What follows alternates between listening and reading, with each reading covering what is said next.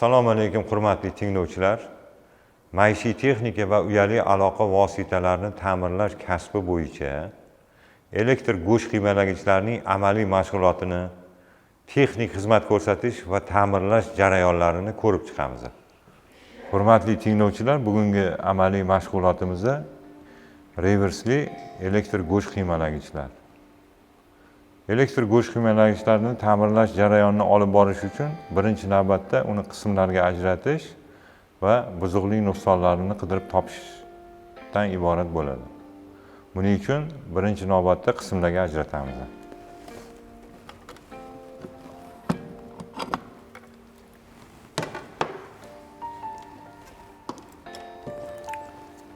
Kerakli bo'lgan atyorka tanlab olinib, tag qismida shuruplarni bo'shatamiz. Bo'shatish jarayonida har bir yechilgan shurup alohida qo'yib boriladi.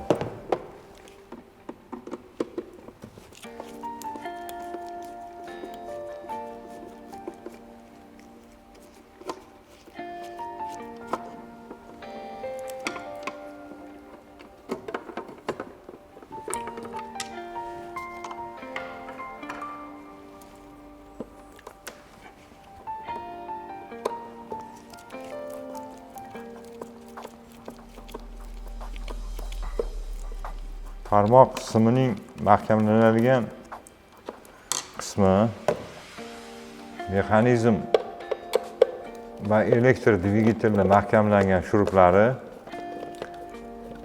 birinchi navbatda yechiladi.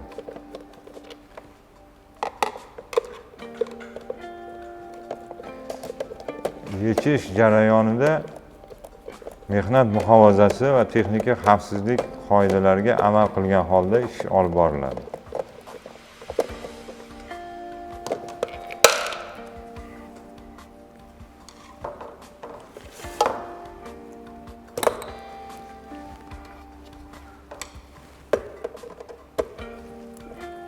Mexanizmni boshqaradigan, elektr dvigatelni ishga tushiradigan kalit to'plami mavjud. Ana shu to'plam yechib olinadi.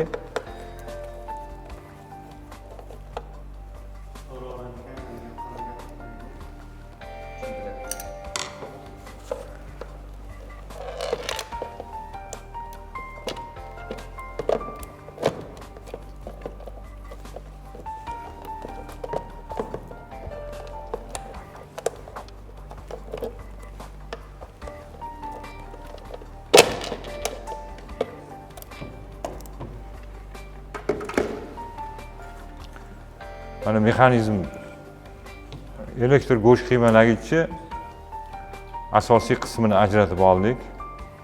Endi uni texnik holati va unda uchraydigan buzuqlik nuqsonlarini ketma-ketligini ko'rib chiqamiz. Birinchi navbatda uning uchun multitester yordamida tarmoq qismi tekshirib chiqiladi. Buzuqlik nuqsonlarini axtarib topish uchun birinchi navbatda multitesterni ishchi holatiga keltiramiz.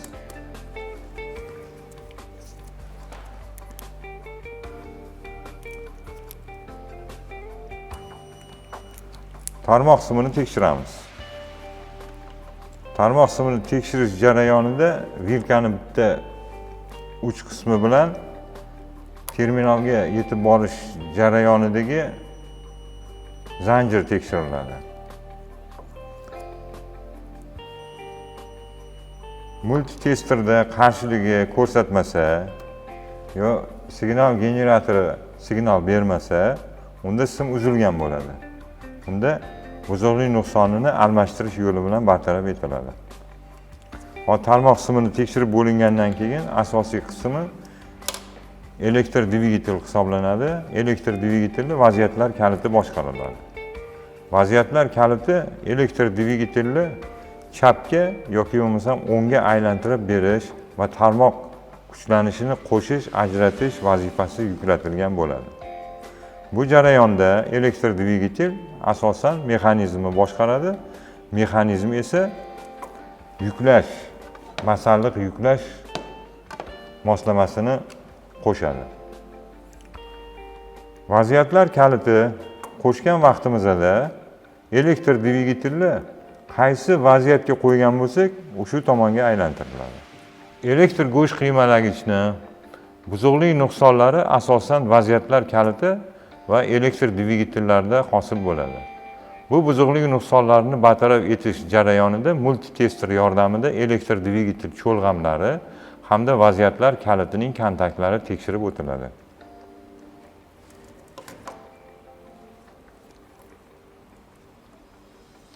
Vaziyatlar kaliti tekshirish jarayonida qaysi vaziyatga qo'yganingizga qarab turib, qo'shish ajralishi tekshirib o'tiladi. Keyingi holatda uning vaziyati o'zgartiriladi. Vaziyati o'zgartirilib, tezlik darajasi oshirilgan vaqti tekshirib o'tiladi. Agar kontaktlar bir-biri bilan qo'shilmasa yoki qarshilikni ko'rsatmasa, u kontaktlar natfil yordamida tozalanib bartaraf etiladi. Elektr dvigatelli cho'lg'amlarni tekshirish jarayonida stator va yakir qarshiliklari tekshirilib, uning buzuqlik nuqsoni bartaraf etiladi. Bu jarayonda ham multitester yordamida amalga oshiriladi. Tarmoq kalitidan kelayotgan cho'lg'am va u orqali qo'shilayotgan cho'lg'am tekshirib boriladi. Tekshirish jarayonida uning qarshiligi, kontaktlari tekshiriladi. Asosan elektr dvigatelda cho'lg'amidan boshqa mexanik holatda ham buzuqlik nuqsonlarini uchratishingiz mumkin ekan. Sababki masalliq solingandan keyin mexanizm orqali elektr dvigatelda stator va yakir qo'shilish, ishqalanish joylariga masalliqdan hosil bo'lgan suv yoki boshqa narsalar tushib qolish ehtimoli bo'ladi va buni natijasida yakir qotib qoladi. Bunday hollarda elektr dvigatel qismlarga ajratib, u tozalanadi. Elektr dvigatelda quyidagi buzuqlik nuqsonini uchratishingiz mumkin ekan. Masalliq solingandan keyin u masalliqning suvi mexanizm orqali elektr dvigatelli yakir va stator ishqalanish qismlarida hosil bo'lib qoladi. Buni natijasida elektr dvigatelli yakiri aylanmay qoladi yoki chastotasi kamayib ketadi. Buning natijasida turli xil buzuqlik nuqsonlarini uchratishi mumkin. Buning bartaraf etish texnik xizmat ko'rsatish yo'lga qo'yilib amalga oshiriladi. Ya'ni elektr dvigatel qismlarga ajratiladi. Qismlarga ajratilib, o'sha ishqalanish joylari yaxshilab tozalanib, maxsus moyda moylangandan keyin yana qismlar joylariga qo'yib tekshirib ko'riladi. Elektr dvigatel o'ta yuqori haroratda qiziganligi sababli uning orqa tomonida va yakirning oldi qismida ventilyator qo'yilgan bo'ladi. Elektr dvigatelning yakiri aylanishi natijasida elektr dvigatelning statori va yakir cho'lg'amlariga havoni mo'tadillashtirib berish uchun maxsus parraklar o'rnatilgan bo'ladi. Bu parraklar elektr dvigatelning haroratini pastga tushirib turadi va havoni mo'tadillashtiriladi. Elektr dvigatel bilan vaziyatlar kaliti tekshirib bo'linganidan keyin mexanizm qismlarga ajratiladi. Mexanizm qismlarga ajratilish jarayonida uning churuplari yechib olinib, mexanizm holati tekshiriladi.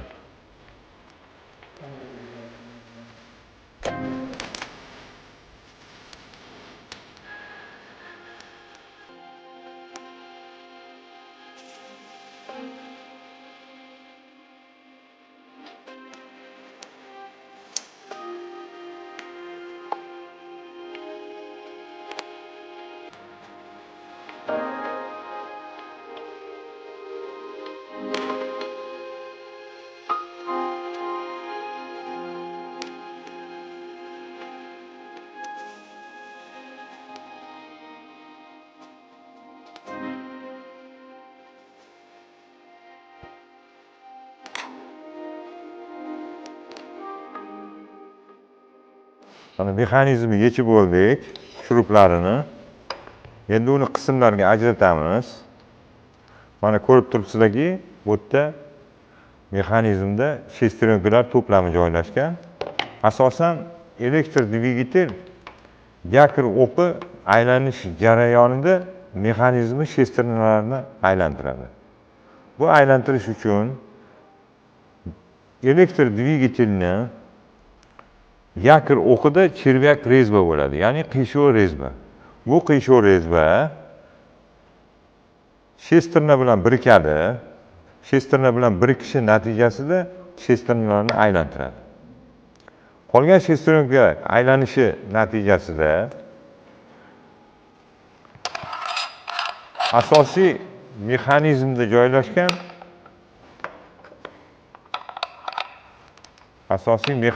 joylashgan shinekni aylantirib beradi. Elektr dvigateli chervyak rezbasi mexanizmlarni aylantirgandan keyin chervyak shestrenkani o'qiga joylashadi va uni aylantiradi. Shinek aylanishida masalliq shinekka tushadi-da, u pichoqqa yo'naltiriladi. Yo'naltirish jarayonida pichoq masalliqni qirqib maydalaydi. Maydalanish jarayonida panjaraga yo'naltiradi va tashqariga chiqadi. Panjaralar turli xilda bo'ladi. Ya'ni mayda teshikchali, o'rta deyiladi va katta diametrdagi teshikchalar yordamida masalliq tashqariga chiqadi. Masalliq chiqishi asosan katta bosim ostida pichoqlar orqali panjaraga yo'naltirilgan vaqtda panjaraning teshikchalari qanchalik ko'p bo'lsa, bosim shunchalik kam bo'ladi. Agar panjaralarning teshikchalari kichkina bo'ladigan bo'lsa, unda bosim yuqori bo'ladi. Ya'ni tepadan masalliq tushib borishi jarayonida shinek aylanib, pichoqlar yordamida kesish jarayonida masalliq panjaralar orqali chiqish jarayonida yuqori bosimni hosil qiladi. Shuning uchun o'rta, mayda va yirik panjaralar masalliqqa qarab turib o'rnatiladi.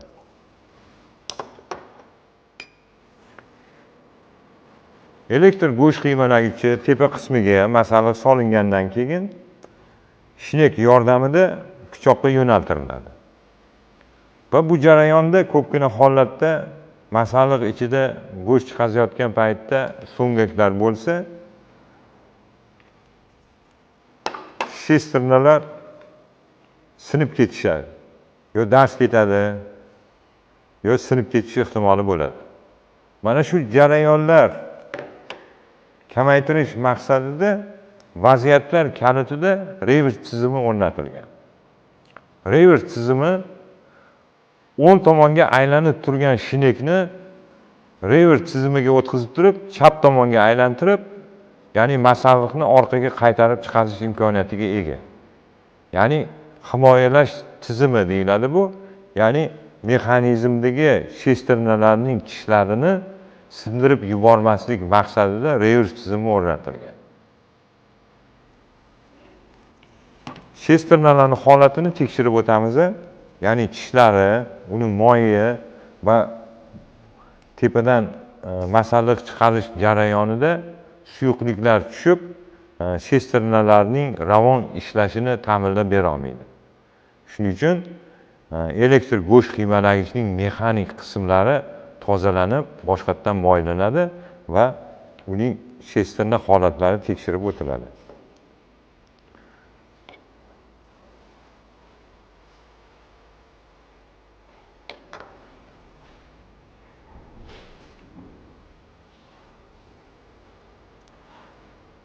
Agar ta'mirlash jarayonida yo texnik xizmat ko'rsatish jarayonida shesternalar kirlangan yo suyuqliklar tushib, uni ravon ishlashini ta'minlab bera olmayotgan bo'lsa, u avvalambor tozalanadi.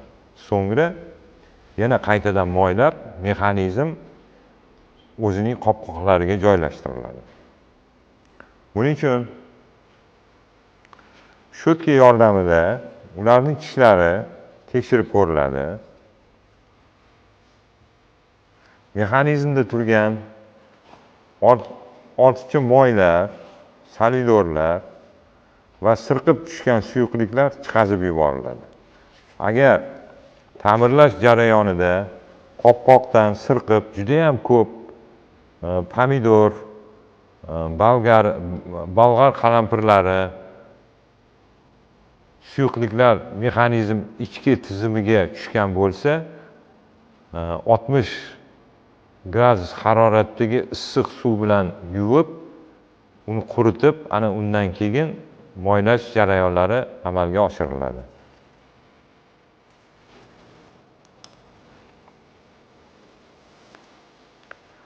Mexanizm shesternalari yaxshilab tozalanadi. Chunki elektr dvigatellar, chervyak rezbasi asosan mexanizmlar uchun ishlaydi. Mexanizmlar ravon ishlashi uchun o'tdagi suyuqliklar chiqazib yuboriladi va boshqatdan moylar chiqiladi. Moylash uchun shesternalarni maxsus moylar yordamida moylanadi. Ya'ni solidor olib,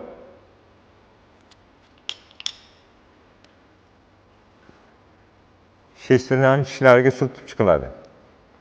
Aylanish jarayoni ravon bo'lishi va shovqin darajasini kamaytirish maqsadida.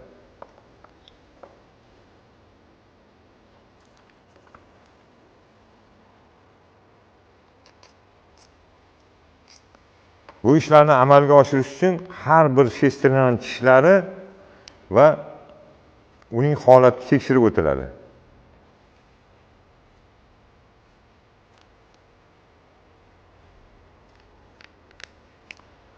Bu ishlar amalga oshirib bo'lingandan so'ngra mexanizm yig'ilib ishlatib ko'riladi.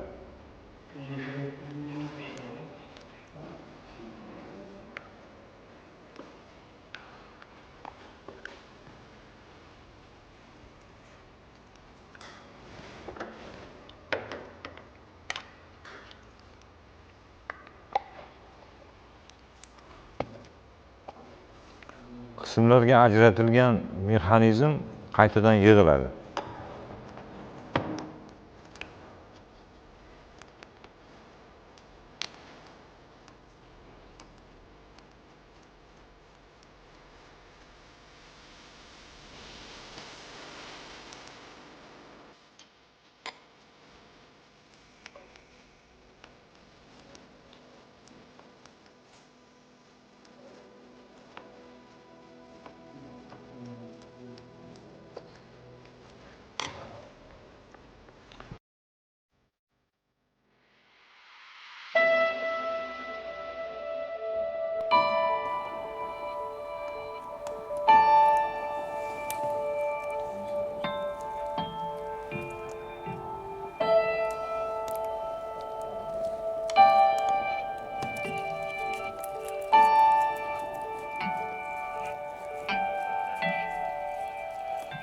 Mana elektr dvigatel va mexanizmni ishlash jarayonini ko'rib chiqdik. Mexanizmda suyuqlik tushganligi va moylar o'sha suyuqliklar bilan aralashib shovqin darajasi yuqori bo'lganligi sababli 66 desibeldan yuqori bo'lgan shovqin darajasida ishlayotgani ma'lum bo'ldi. Shuning uchun mexanizm qismlarga ajratilib, u tozalanib, undan keyin maxsus shesternalar moylari surib yig'ildi. Endi go'sht qiymalagicha yig'amiz.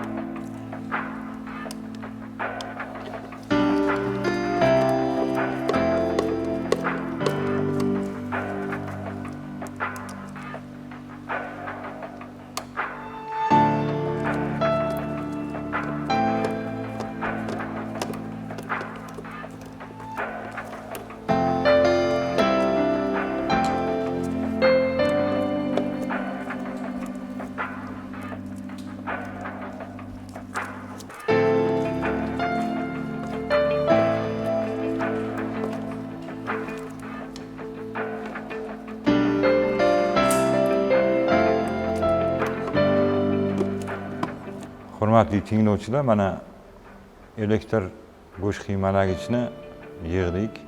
Endi masalliq solinadigan idishlarni yig'ib, uni tekshirib ko'ramiz.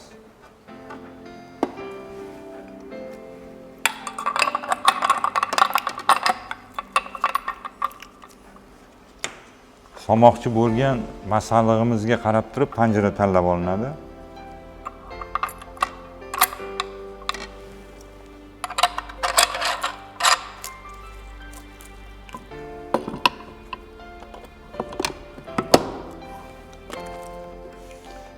Endi tarmoqqa ulab tekshirib ko'ramiz.